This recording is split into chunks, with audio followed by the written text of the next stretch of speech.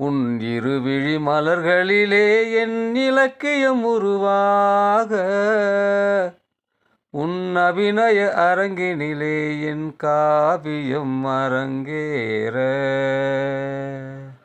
நீதானே என் வானம், நீதானே என் கானம். விழி ஜன்னலை மூடாது வைத்தாய், கடை கண்களை என் மீது சாய்த்தாய்.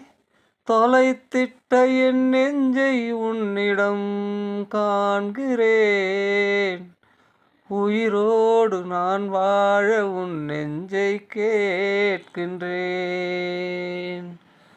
தருவாய் நீ என்று தவமே புரிகின்றேன்.